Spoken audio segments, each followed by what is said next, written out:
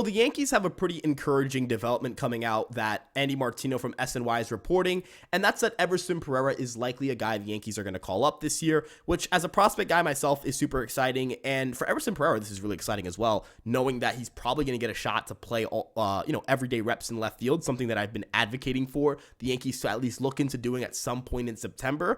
But overall, I'm really encouraged by this, and there are a lot of things to like in Pereira's profile that I think will project very well to the major league level, and things that I think he can improve upon and kind of work on, and some of the things you're going to see with him as he enters the major leagues, and some of the things you expect him to struggle with. So, with that being said, let's get started, and let's look at what he did in 2022, and look at some data points that he improved upon that allowed him to have such a good year this year. And number one, that comes in his launch angles. Now, launch angle is a buzzword for a lot of people. There's a lot of disdain for that term, and that's because people associated it with very lofty swings and striking out a ton. But realistically, it's just a measurement, and it's a measurement of the vertical angle at which the ball leaves a player's bat, and that's so important because it affects hit probability. And he really changed his ability to go out and hit for a higher average simply by making a few tweaks to his swing path. Now, Pereira last year generated ground balls at a 49.6% clip, which was one of the worst marks in the organization. His line drive rate was 20.1%, and his fly ball rate was a tick over 30%. So overall, not a very impressive distribution of batted balls, but this year it's gotten significantly better. And a big reason for that is he's centering more around getting line drives and fly balls. There are fewer ground balls. Actually, there are fewer infield fly balls as well compared to last year. And overall, he's been able to still get out in front of the baseball and pull it. That's typically something you see a player lose when they're trying to go out and chase more loft, because it's harder to pull the ball in the air than it is to pull a ground ball. And then when we're looking at swinging strike rates, it's actually gone down from 16.9% to 16.4%. So the added loft to his profile has not affected his ability to whiff.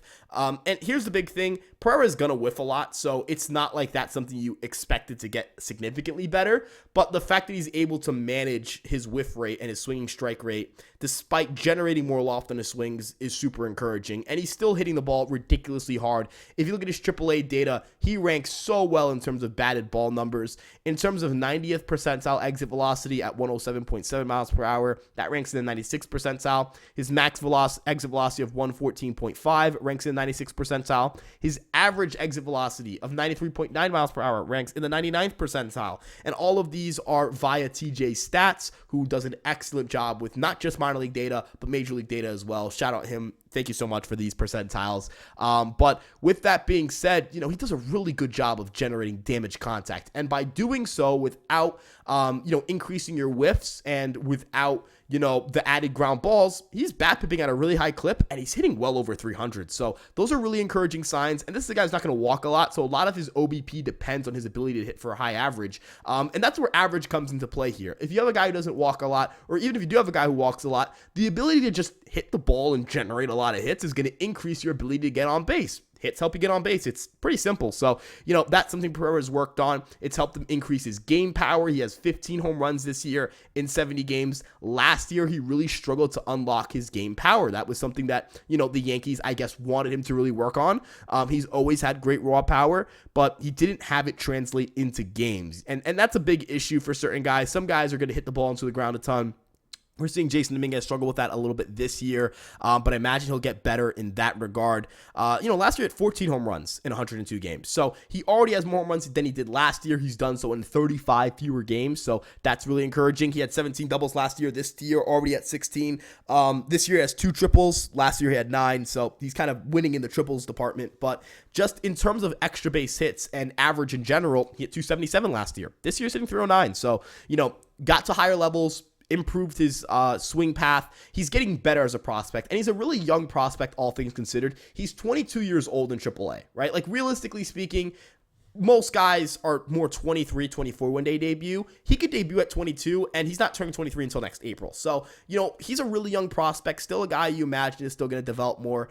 And yes, the swing decisions are a little bit shaky, but I think they're a little bit over exaggerated. He has whiff issues, but I wouldn't necessarily say he has plate discipline issues because he's just a very aggressive swinger. And in some cases, that's really good for a hitter. Now, the whiff rate, he ranks in the 77th percentile in whiff rate. He's really bad in that regard. He whiffs at 35.6% of pitches. That's not very good.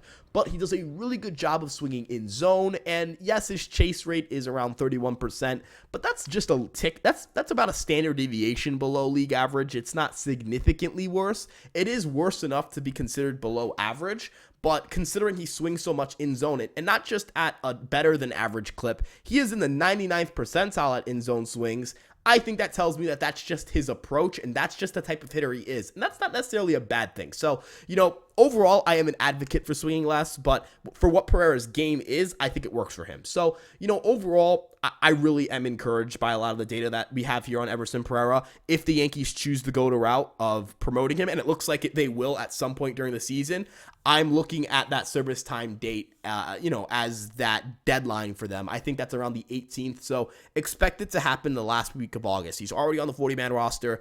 If the Yankees are really out of it too, there's no reason to keep certain guys on the team.